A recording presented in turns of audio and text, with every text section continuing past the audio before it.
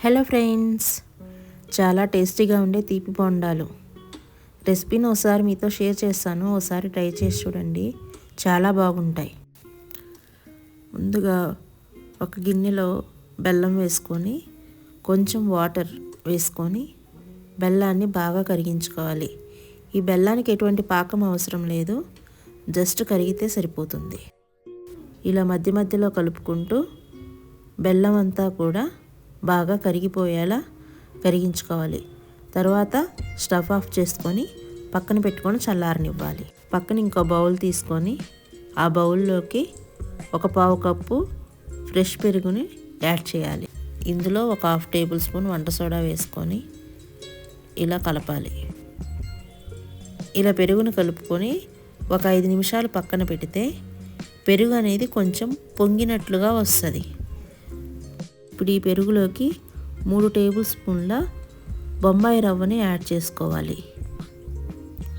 ఇప్పుడు ఈ బొంబాయి రవ్వను కూడా పెరుగులో బాగా కలుపుకొని మూత పెట్టుకొని పక్కన ఉంచాలి.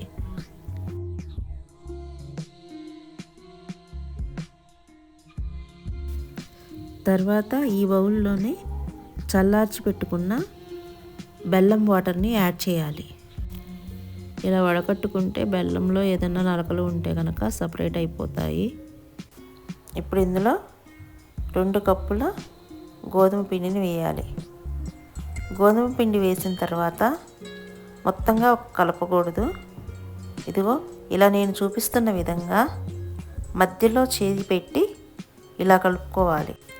అప్పుడే పిండి అనేది ఉండలు కట్టకుండా బాగా స్మూత్గా వస్తుంది.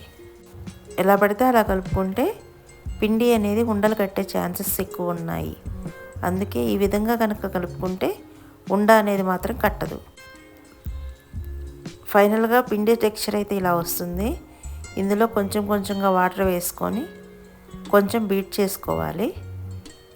టెక్స్చర్ అనేది ఇలా ఉండాలి. తర్వాత గిన్నెకున్న అంచులు శుభ్రంగా తుడిచి మూత పెట్టుకొని ఒక 30 నిమిషాలు పక్కన ఉంచాలి.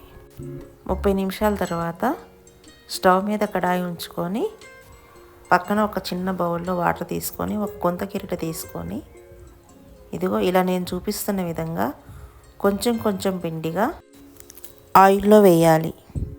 చేత్తో అయినా వేసుకోవచ్చు, బట్ నాకైతే ఇది ఈజీగా అనిపించింది, అందుకే నేను గిరిట యూస్ చేశాను.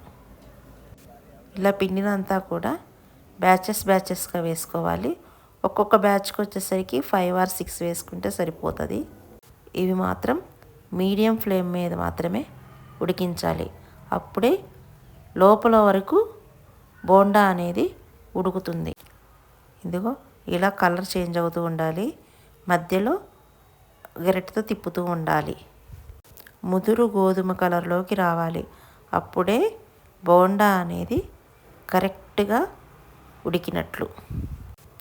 చూడండి, కలర్ అనేది చేంజ్ అవుతూ ఉంది. ఇదిగో ఈ స్టేజ్కి వచ్చిన తర్వాత నూనె నుంచి తీసి పక్కన వేసుకోవాలి.